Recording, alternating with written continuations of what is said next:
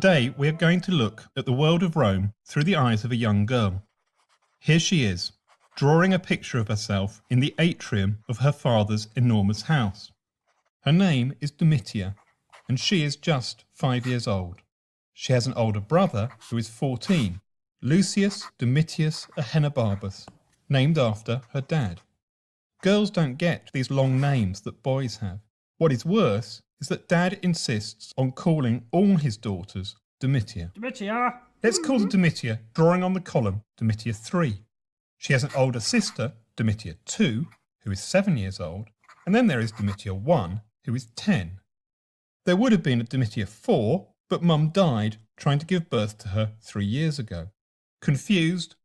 The Romans were too. They could work out ancestry through the male line with the nice tripartite names such as Lucius Domitius Ahenobarbus. But they got in a real mess over which Domitia was married to whom and was either the great aunt or the great stepmother and so on to whom when they came to write it down. Domitia 3 is not just drawing on the pillar, she is also watching the action.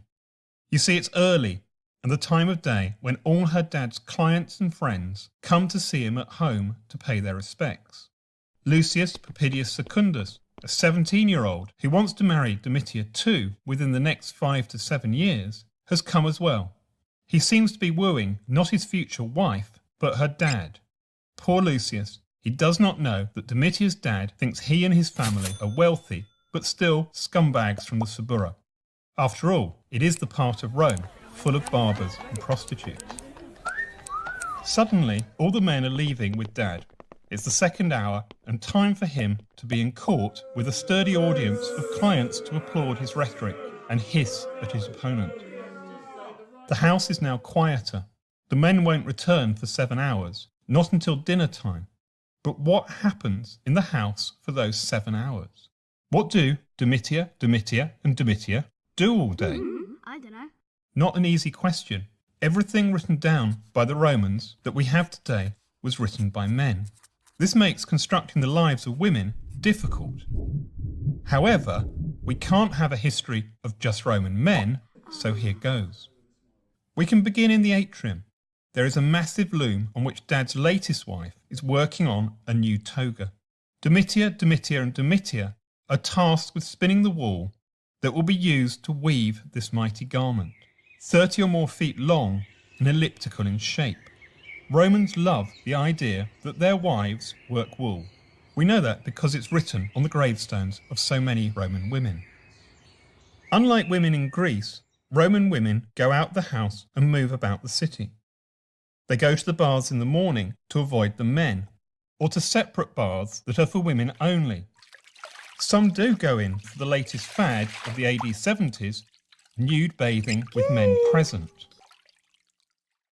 Where they have no place is where the men are, in the forum, in the law court, or in the Senate house.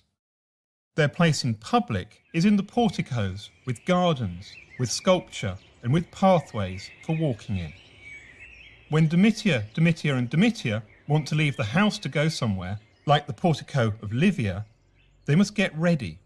Domitia 2 and Domitia 3 are ready, but Domitia 1, who is betrothed to be married in 2 years to darling Philetus, isn't ready. She's not slow, she just has more to do. Being betrothed means she wears the insignia of betrothal, engagement rings and all the gifts Philetus has given her. Jewels, earrings, necklaces, amber pendants. She may even wear her myrtle crown. All this bling shouts, I'm getting married to that 19-year-old who gave me all this stuff I'm wearing. Whilst they wait, Domitia 2 and Domitia 3 play with their dolls that mirror the image of their sister, decked out to be married. One day, these dolls will be dedicated to the household gods on the day of their wedding. Okay, we're ready. The girls step into litters carried by some burly slaves. They also have a chaperone with them and will be meeting an aunt at the porticus of Livia. Carried high on the shoulders of these slaves, the girls look out through the curtains to see the crowded streets below them. They traverse the city, past the Colosseum, but then turn off to climb up the hill to the porticus of Livia. It was built by Livia, the wife of the first Emperor Augustus, on the site of the house of Vedius Pollio. He wasn't such a great guy.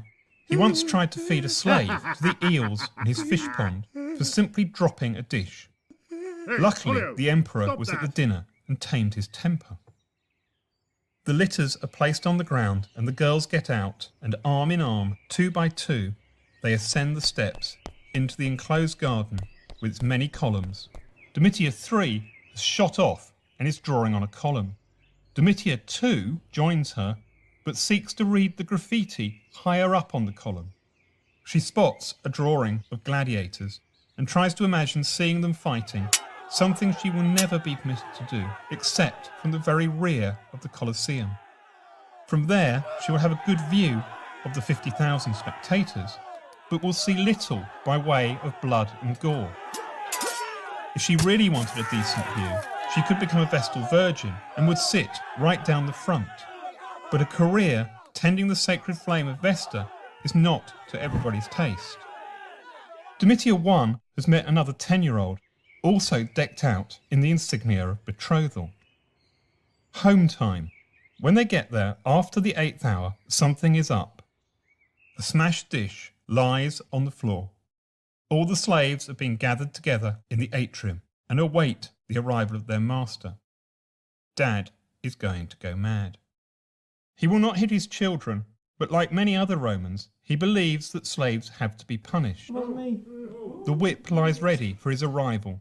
No one knows who smashed the dish, but Dad will call the undertaker to torture it out of them if he must. The doorkeeper opens the front door to the house. A hush comes over the anxious slaves. In walks not their master, but instead a pregnant teenager.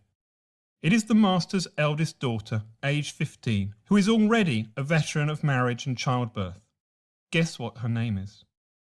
There is a 5 to 10% chance she won't survive giving birth to her child. But for now, she has come to dinner with her family. As a teenage mother, she has proved that she is a successful wife by bringing children and descendants for her husband, who will carry on his name in the future. The family head off to the dining room and are served dinner. It would seem Dad has had an invite to dinner elsewhere. With dinner concluded, the girls cross the atrium to bid farewell to their older sister, who's carried home in a litter escorted by some of Dad's bodyguards. Returning to the house, the girls cross the atrium. The slaves, young and old, male and female, await the return of their owner. When he returns, he may exact vengeance, ensuring his power over the slaves is maintained through violence and terror, to which any slave could be subjected. But for the girls, they head upstairs for the night, ready for bed.